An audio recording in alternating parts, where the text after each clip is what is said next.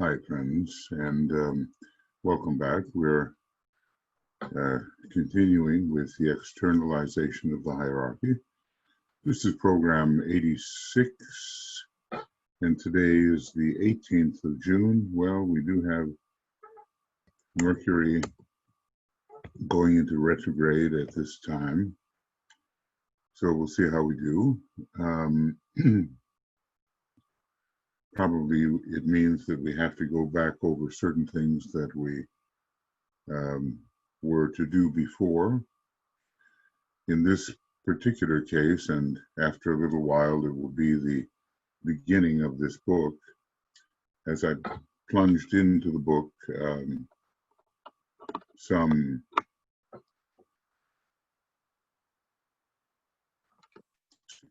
pages into it. All right. So we're talking about the scientific impression of energies upon Earth as wielded by the hierarchy and stimulating certain areas. At first, I related these to the 7 rays, and there are some relations, but they seem to be 5 distinct energies, and 2 of them will make 7 when they come into prominence. Now, the next type of energy that we're going to deal with here is the energy of humanity itself, organized and directed by the advanced thinkers and workers in all and every, and this I reiterate, branch of human executive work, in every educational process and in all political regimes. So the masters are still members of humanity. Maybe the Chohans are no longer exactly so, but are they among the advanced thinkers and workers? Well, they can certainly influence such advanced thinkers and workers, being as they are part of humanity itself. I would most definitely emphasize the widespread nature of this energy contact, because esoteric students have very frequently the erroneous idea that the hierarchy works only through the medium of esoteric and occult groups. Now, in fact, but we find the hierarchy works through humanity. The more advanced a man may be, the more sensitive to impress he becomes, and the human race has now reached the point of sensitivity never before attained. Okay, so this is the energy of humanity itself. This is another one of those energies which is wielded and impressed and encouraged in certain ways by the hierarchy. Okay. So this has never before happened. Humanity is more sensitive than ever. This has happened through the agency of the energies listed above, which hierarchy scientifically wields. Disciples and aspirants and the intelligentsia are not quite up to being at the stage of the aspirant, everywhere and in every land are today consciously or unconsciously responsive to these energies. The closer they are affiliated with some ashram in the hierarchy, the more the sevenfold hierarchical energies can be distributed to the rest of humanity. Okay. And when we speak of the sevenfold energies, they are the energies of the ashram, of the 7 ashrams.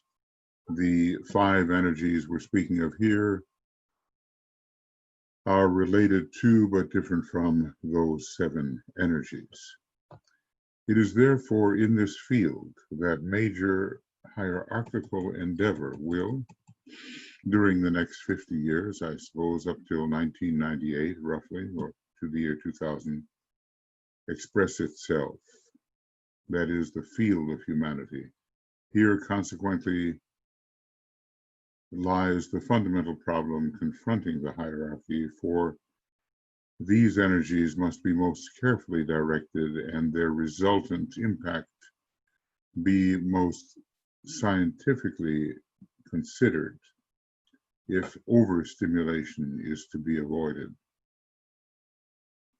And many can be the unfortunate effects of overstimulation. We're always warned about it because it tends to incline a human being to do that which otherwise that human being would not do, and to lead towards manifestations which are undesirable. Okay, so the energy of humanity is known by the members of the hierarchy, and it has to be stimulated and directed scientifically. So this is an erroneous idea, though, that only occult groups receive this type of stimulation. No, it's sensitive humanity at this time. So it's easier now to impress humanity than ever before.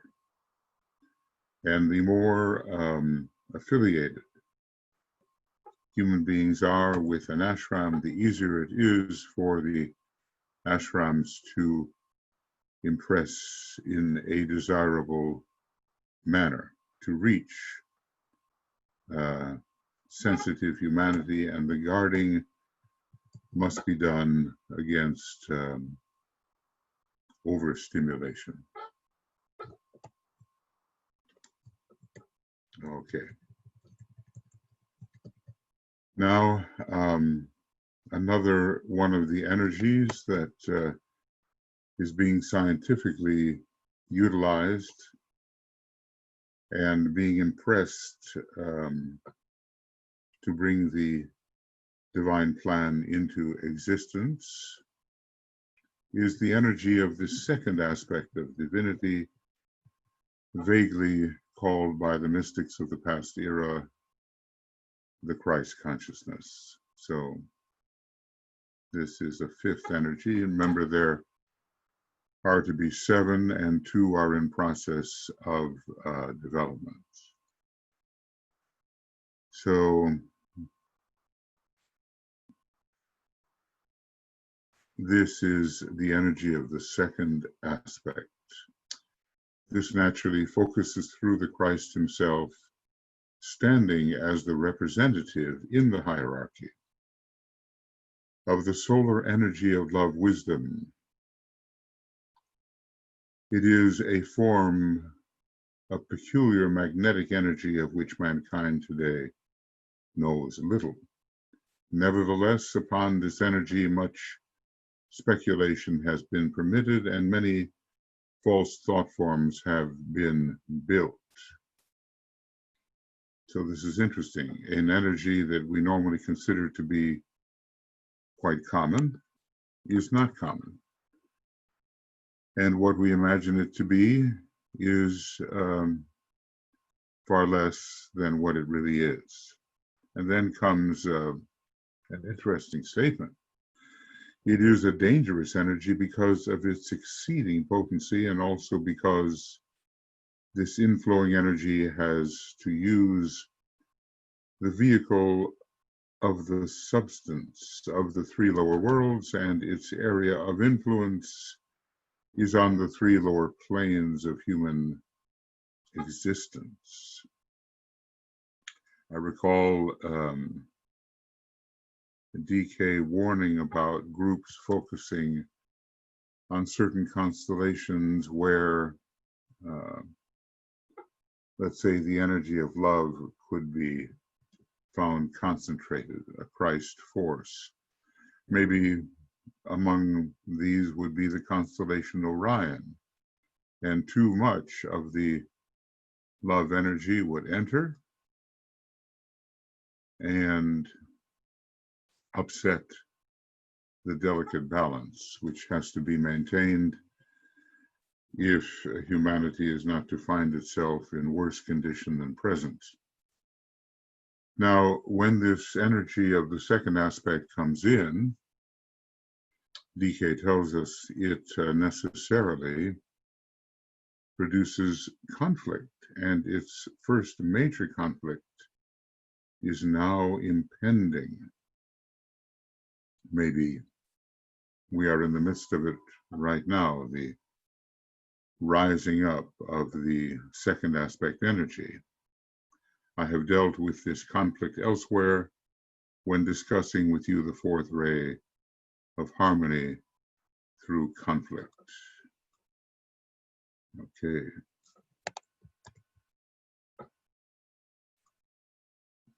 So this is perhaps an unusual result, an unexpected result when the energy of the second aspect is released. Normally we glorify such an energy and want more and more of it because we think that more and more of it will help humanity, but only when scientifically administered and in balance.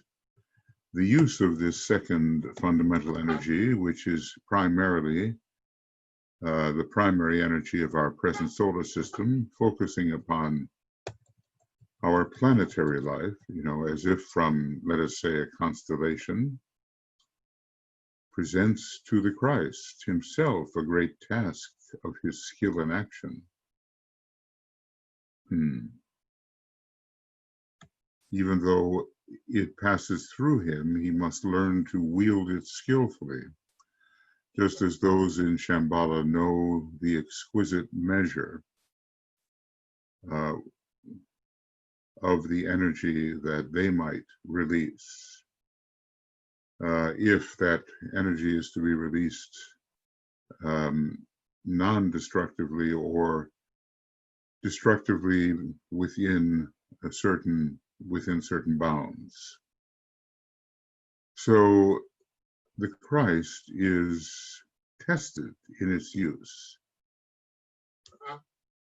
Its use constitutes the major test or task which faces him when he reappears and has the responsibility of releasing its potencies on earth.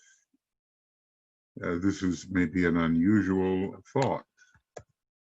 We might think that the Christ would simply liberally pour forth the love, wisdom energy, or the second aspect energy, but it would produce conflict and even war.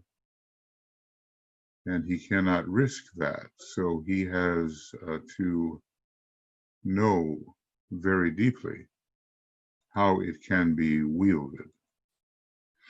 The task of all disciples is consequently to promote wisdom And this they must learn to do under the influence of the Buddha. And basically what we're saying is that this second aspect energy of love, or what we call the Christ consciousness, has to be released and directed wisely. He, the Buddha, taught the primary lesson of mental discrimination and detachment, two basic qualities which must be called into activity during this amazing preparatory period with which all aspirants are confronted.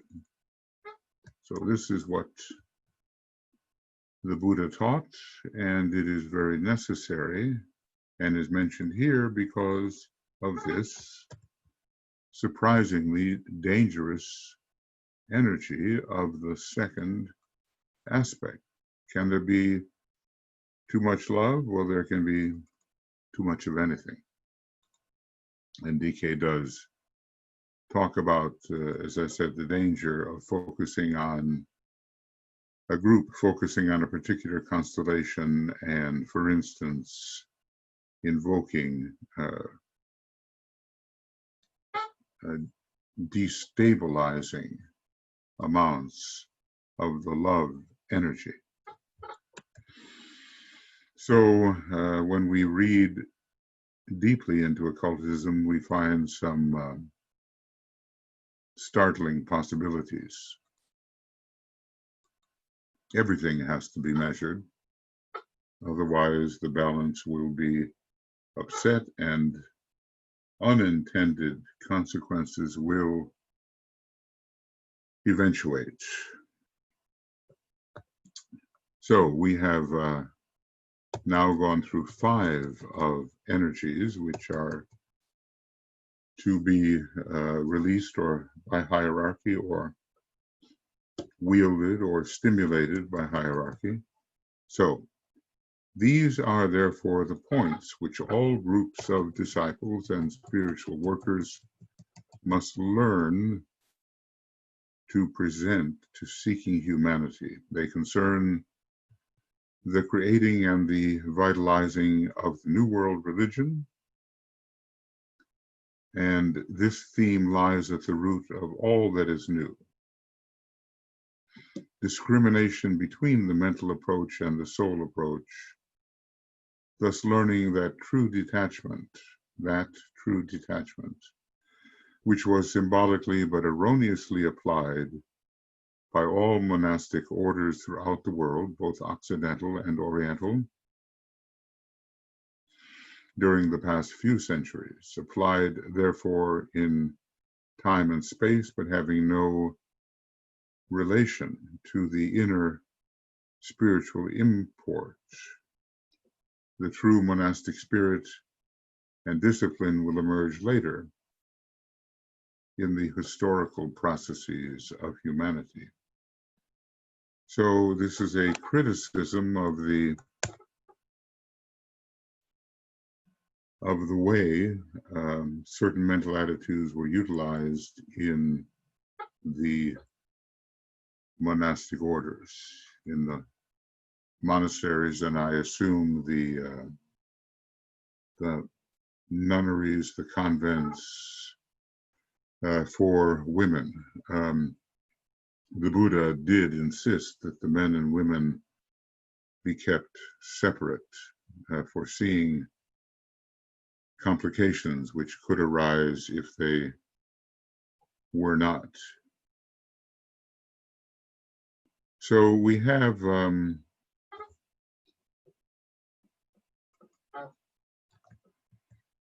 certain points that have to be presented to humanity. And he's going on with others, and let's see whether these other points are those that are just coming into development. 5 out of 7 are the ones that we have to concern ourselves with, particularly, and others are on their way. So this paragraph is kind of a continuation of the one where discrimination and detachment of a mental type are being taught.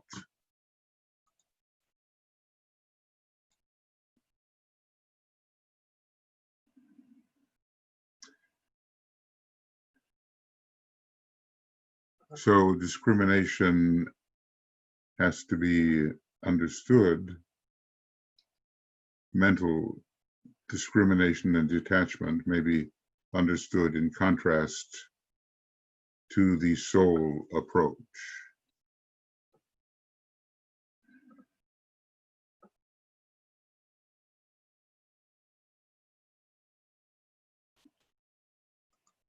Yes, this paragraph is a continuation of the one that is foregoing. Well, we have to learn the Tibetans, or rather the Buddha's method of preparing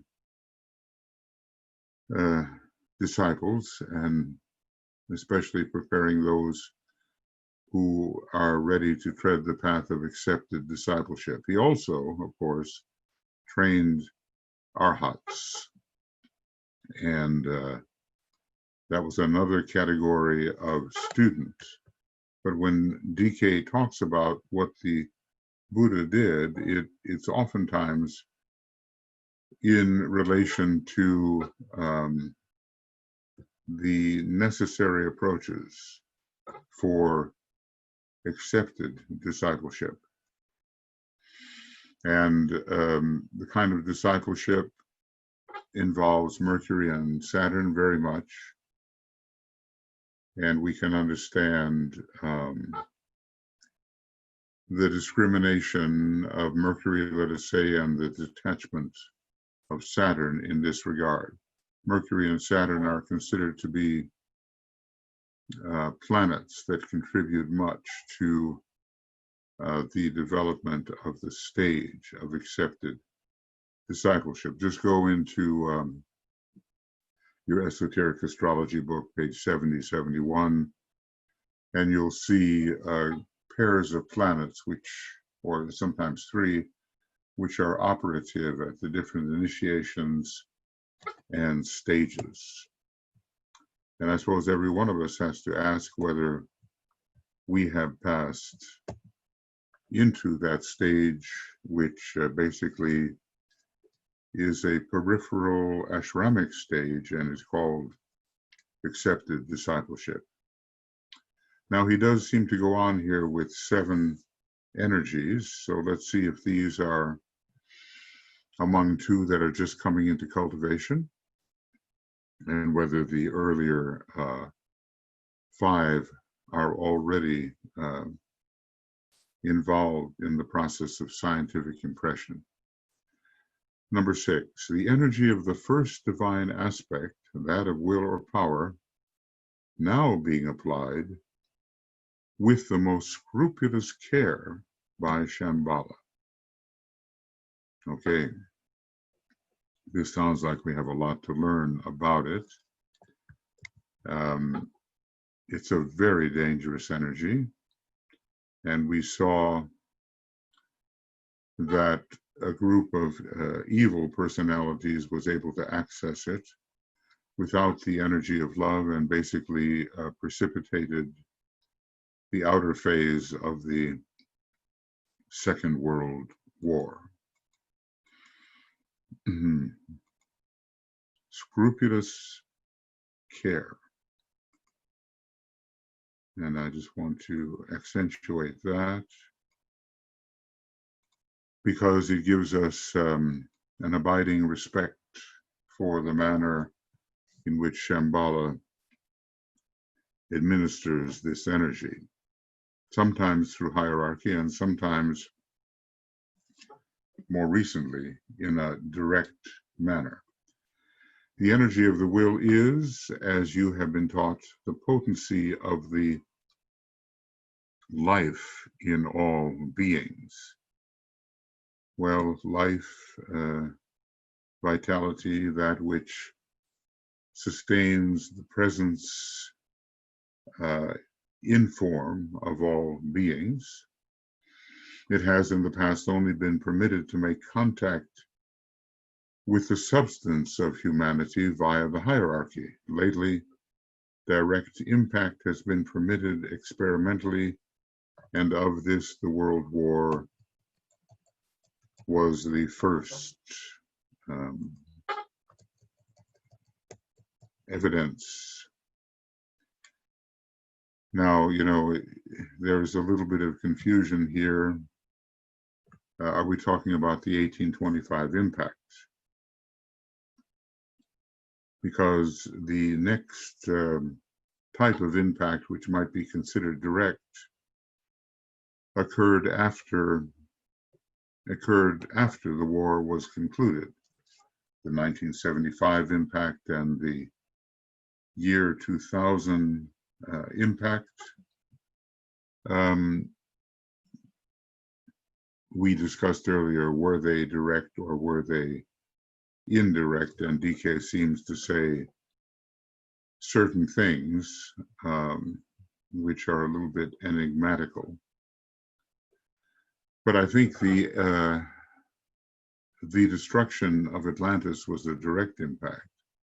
And I think the volcanic destruction of Lemuria was a direct impact. Were there direct impacts actually during the war, or was this simply a continuing result of the impact of 1825, which had quite a bit of the second ray during that period anyway, because the cycle of the second ray was occurring at the same time, a 500-year cycle beginning in 1575, and 1825 would have brought in the midpoint of that 500-year cycle. 250 years after 1575, we would have the midway point of the 500-year second ray cycle. So, how potent is this life force in various beings, no matter what stage they work upon? And looking at humanity as a type of substance, this energy has been reaching human substance via the hierarchy. Might we say that, though, of such cataclysmic events as the destruction of so much of Atlantis or the destruction of so much of Lemuria?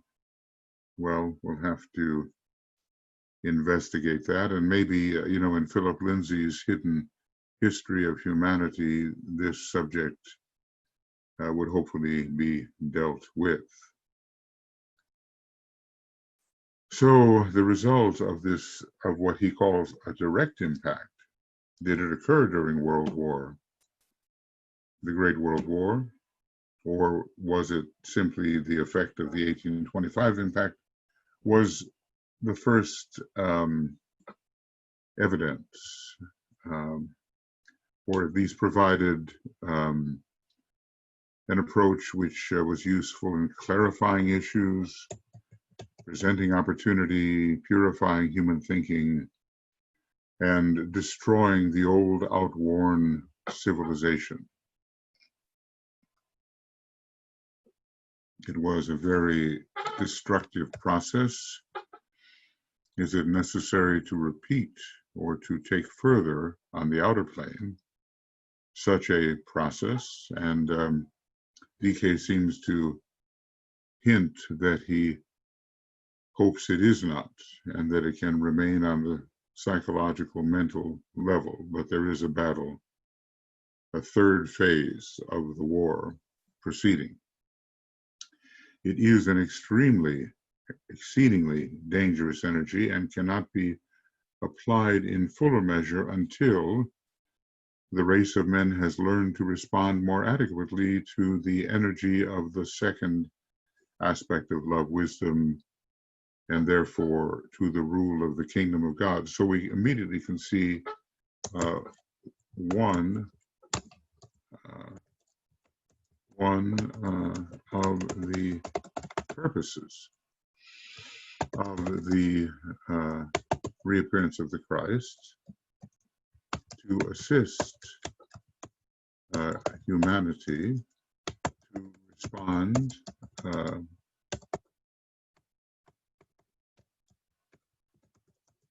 in fuller measure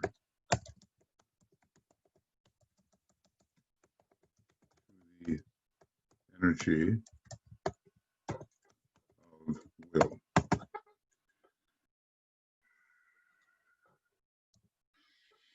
Apparently, we're not ready thus to respond. DK did say that the Shambhala impact of the year 2000 could be considered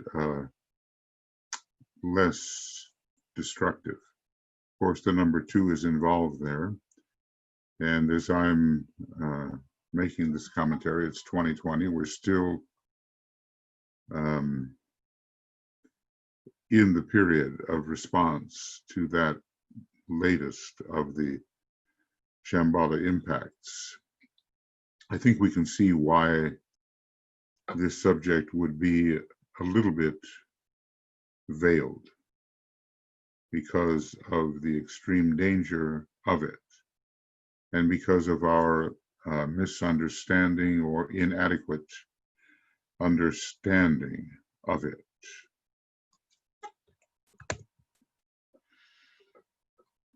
But anyway, when the Christ reappears and his hierarchy before him, humanity will certainly learn how to receive a greater measure of the love, wisdom, energy, which will make it possible for Shambhala to apply more of the will energy and hope for proper results. Sometimes I suppose those results have to be destructive. Much of the worn out civilization has been swept away, but there are certain attitudes found in religion and politics which still abide and need to be swept away from the living space of humanity.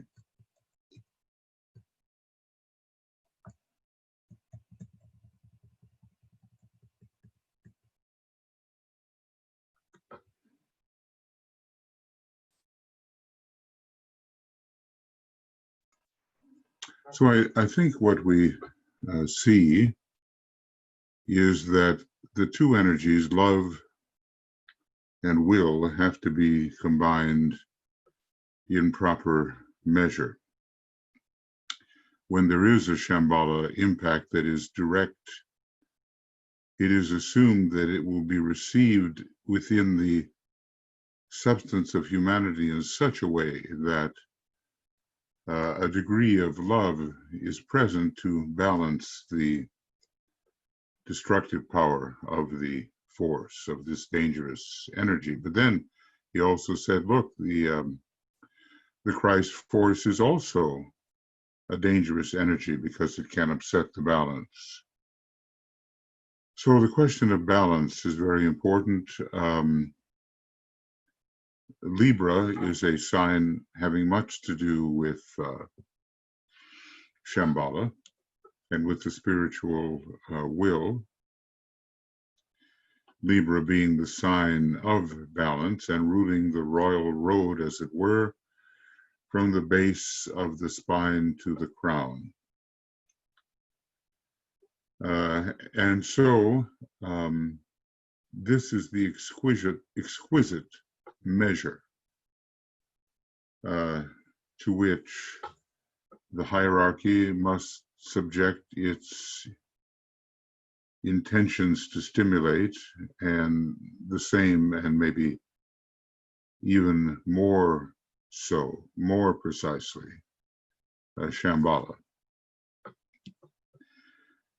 So this is obviously one of those energies which is in process of being applied scientifically, and about which humanity must learn more and more. The more the Christ force of the second ray energy comes in, the easier it will be to apply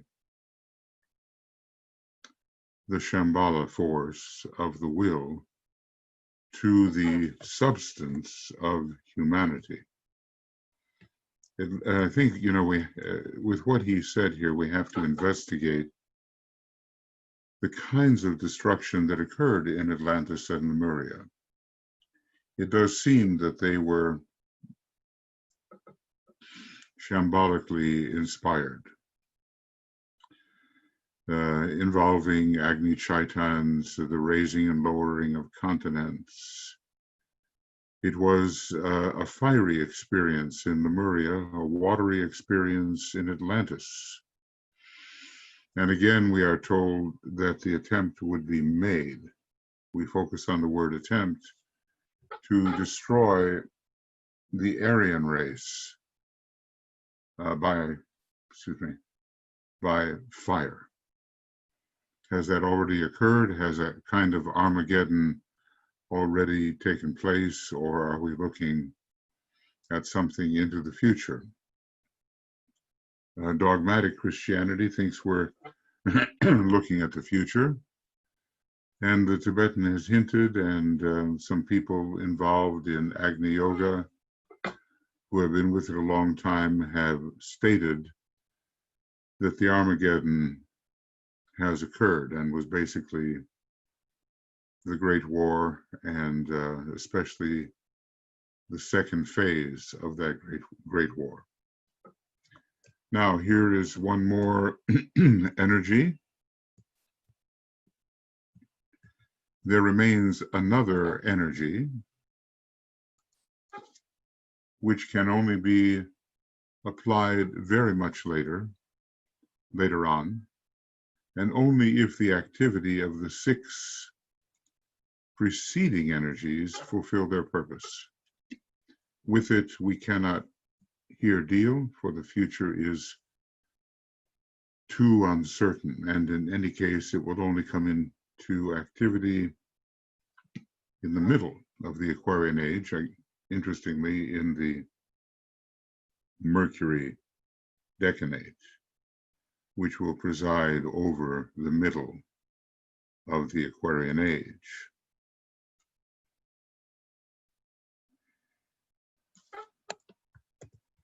So the Tibetan alerts us to the fact that this energy exists, but he's really not saying too much about it, is he? These energies, along with the 5 specialized energies referred to in my June 1948 full moon message, will swing into great activity as the years slip by.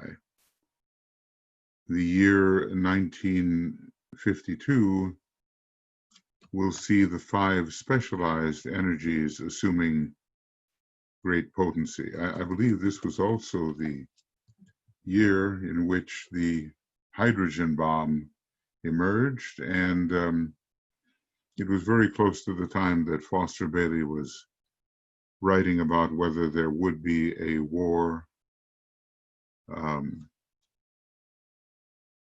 atomic war, or not. Now, what I want to do is to remind us of the 5 specialized energies as they are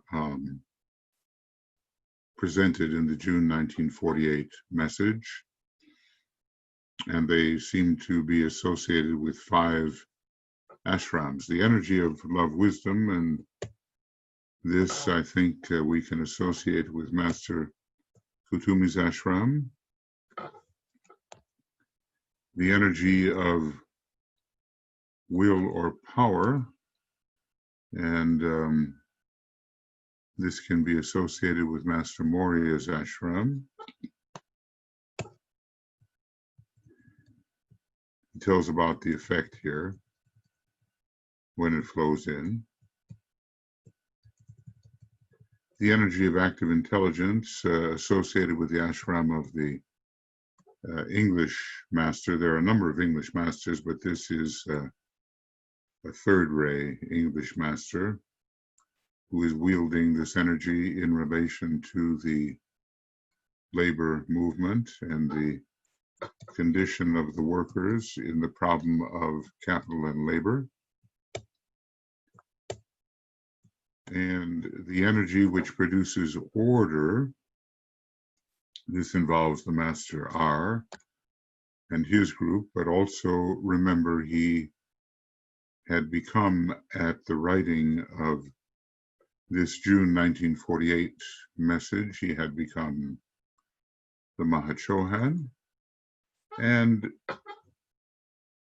also looks like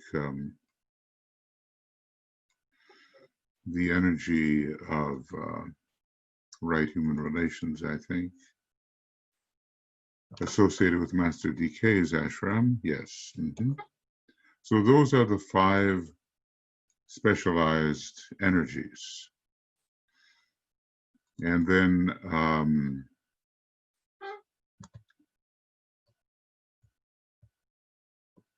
and now, you know, we proceeded quite a bit. These energies, maybe 7 of them listed, with the 5 specialized energies referred to, which I've just reviewed, will swing into great activity in as the years slip away in 1952, which would be like 3 years after this was written, would see the specialized energies assuming great potency. So it's as if these ashrams involved in the externalization really increase their point of tension and amp up their potency. So can we be dealing with 7 plus 5?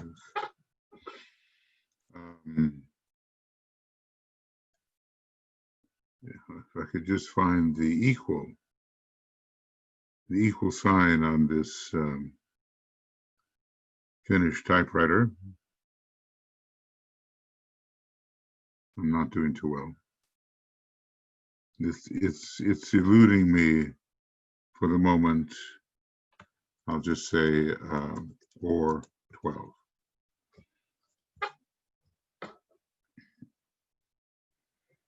So 5 plus the specialized energies. These are the specialized energies, and the 7 we have just reviewed, of which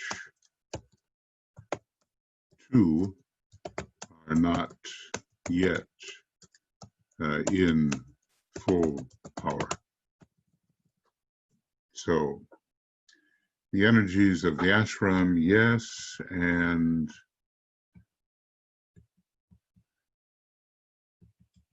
these energies of the prana, of emotions of the astral plane, of the mind, the energy of the mental plane, so that's a fairly understandable sequence. Etheric, emotional, mental. And then number 4, the energy of humanity, Number 5, the energy of the second aspect of divinity. And then the energy of the first divine aspect from Shambhala. And then an energy which cannot really be discussed and will not appear. So what do we have here, if I can remember? So we have 5 ashramically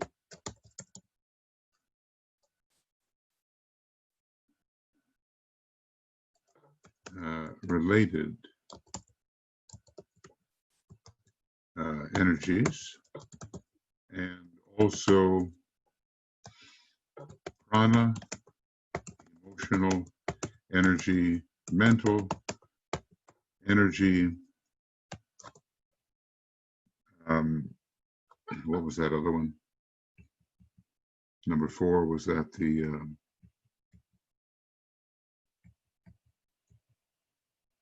energy of humanity. Too easy to forget. The energy of humanity.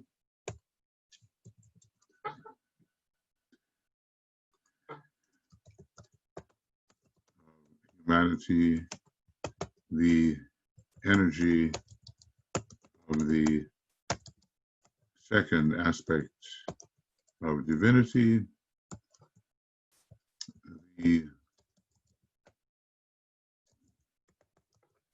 what can we call it?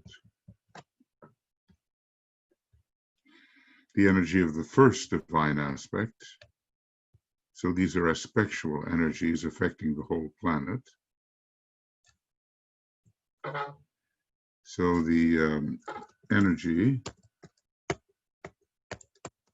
of the first divine aspect, first aspect of divinity, and yet another unspecified to appear during the middle of the age of Aquarius. So 12 all in all.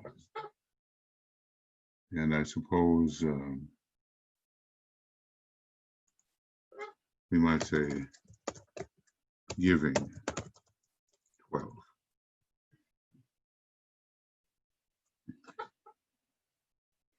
And here is the word ashramically, and we'll add it to the dictionary. All right, so that specifies it a little bit better. So these energies, along with the 5 specialized energies, will swing into activity as the years slip away. It's all about energy and what comes and what's available and how we handle these energies, because therein lies our opportunity through the right handling of these energies. I would again call your attention to the fact that the evocative power of the great invocation, now used by so many hundreds of thousands, and here we are back in 1949, and the sound of its mantric rhythm is increasingly responsible for this work, for the work of informing, teaching humanity, mobilizing humanity, lifting humanity. A great deal of the resultant effectiveness is due to the fact that humanity is using this mantra, this ancient word of power, this invocation for power and light, as it's called, in steadily increasing numbers. And this, combined with its scientific use by the hierarchy, is very fruitful in its results.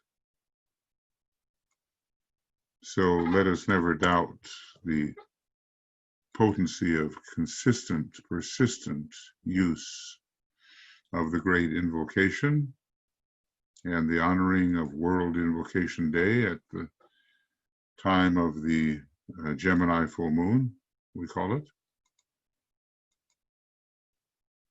because it's accounting for much of the improvement in preparing humanity for this externalization. And of course, part of that is increasing humanity's awareness of the hierarchy and its intended plan to emerge, and of a more sensible understanding of what the reappearance of the Christ actually means. But then we have to know who the Christ is, and that every human being is, in a sense, a son of God, and that he never laid exclusive claim to that particular title as being the only son.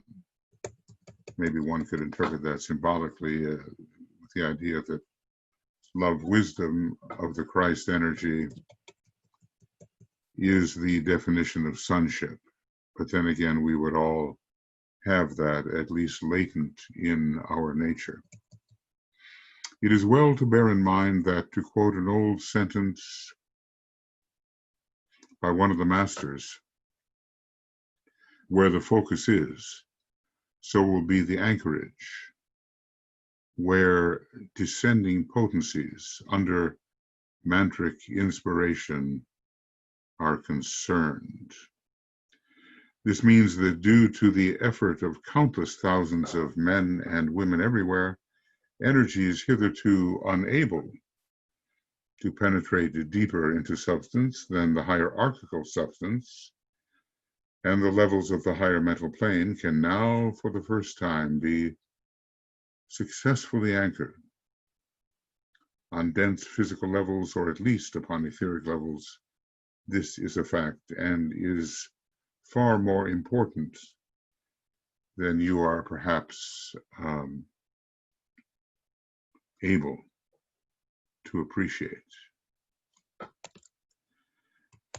I love it when he quotes other masters. You get a sense of the flavor of thought of the master who is speaking.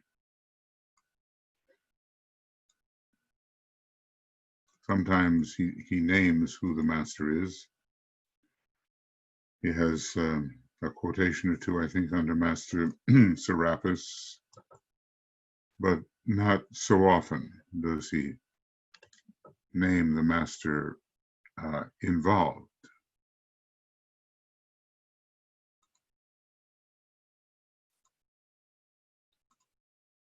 Okay.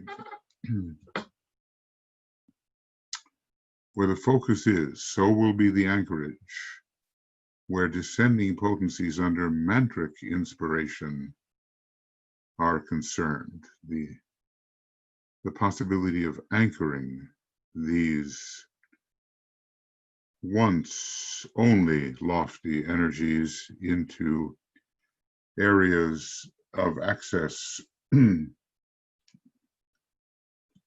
for the human being or by the human being.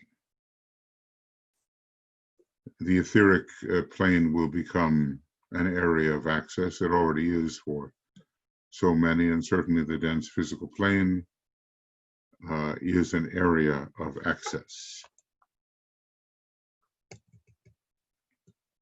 I have told you that the five masters concerned with the initial stages of the organization of the hierarchy on Earth are the Master KH, the Master Moria, the Master R, the Master who started the labor movement. It's a little bit out of order here in the modern world, and myself, the so-called Master DK. I talked to a knowledgeable person about this, and at the time he gave his impression of how the name of Master DK was derived. It wasn't his real name at all. So maybe there's a reason for this use of the word so-called. The division of labor is here of great interest. And remember, these are the concerned with the initial stages of the organization of the hierarchy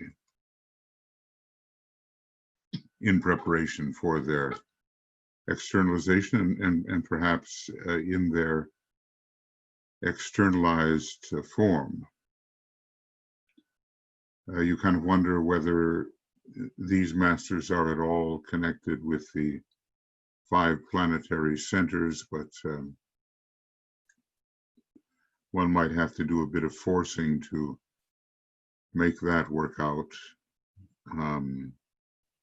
The centers are largely first-ray centers. London, Darjeeling, and Tokyo, a second-ray center, Geneva, and a 6th-ray center, New York. So what's he going to say here about this division of labor? The division of labor is here of great interest. In my June message for 1948, I referred to the 5 specialized energies which were at that time released to carry forward their impersonal task. Each of these energies is concerned with the desired organization, the organization of hierarchy in regard to the initial stages, at least, of the externalization. For it must be ever remembered that though the organization which we are considering is concerned with the interior or subjective work of hierarchy, with which Master DK said he would be involved, the repercussions and the resultant effects will take place on Earth. With physical plane effects, because the old occult truism, as above, so below, will be rapidly and objectively demonstrated. This result and the effects produced will constitute one of the modes whereby the hierarchy will prove its factual presence on Earth. It will have to, you know. And when people begin to realize the structure of the interior spiritual society we call hierarchy, they will attend more carefully to what the masters say. So the 5 specialized energies, I think, are connected with these 5 masters. I think hierarchy has a lot of internal reorganization to carry out in order to make its externalization successful. And of course, they are equal to the task.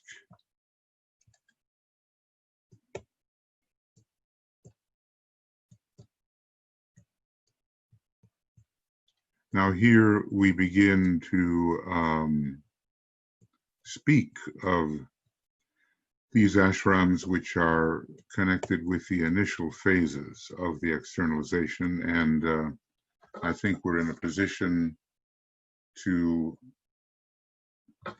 make entry into this coming area, the subject of our next program. So I'll call this quits for the moment, having done approximately 1 hour of work. And it will take us, this article that we're currently working on will take us up to page 673, which is, just 28 pages from the end of the book. Makes me wish I had worked a little earlier on the very beginning of the book, and then the entire book would be completed. But I'll circle back at some point and bring that in. So we've learned about 7 energies which are to be dealt with in a scientific way. And we've learned about, a little earlier, 5 specialized energies. And we've learned that these 5 energies are going to be emerging rapidly and are concerned with the masters who themselves are concerned with the initial stages of the organization of the hierarchy on Earth. And I assume that Earth means, in a way, the etheric physical plane.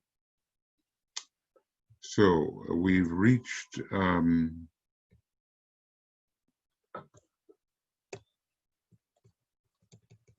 page 660, and we'll go back and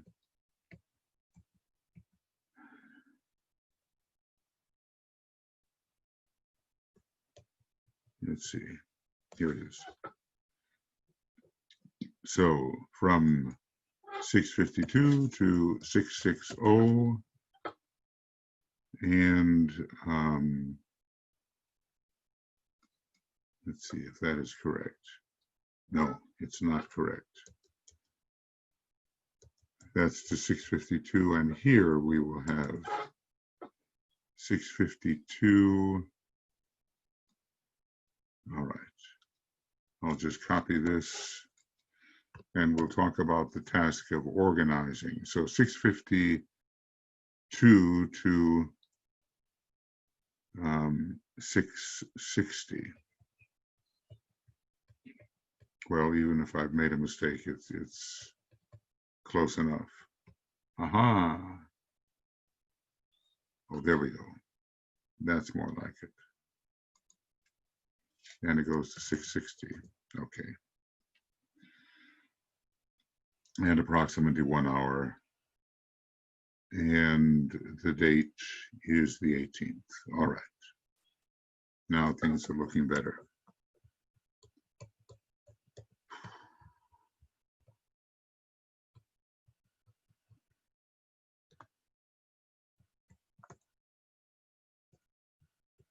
Yeah. Okay. So this is the end of program number 86, approximately 1 hour and a few minutes.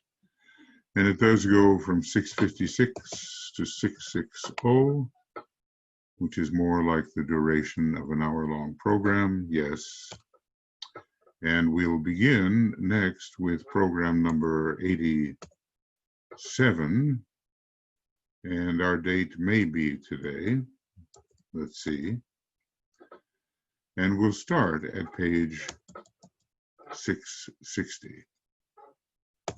That ought to be it. Now we're discussing the various ashrams that are concerned and at the externalization and how they contribute to organization upon the etheric physical plane.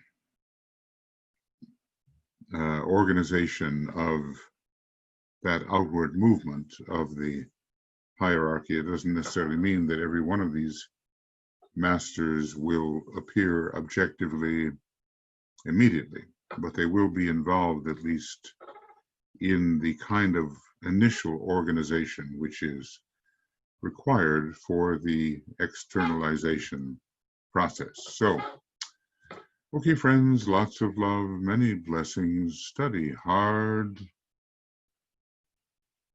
deeply, meditate as profoundly as you can, and keep up your service, whatever that chosen means of service may be. And we'll talk to you soon. Bye-bye.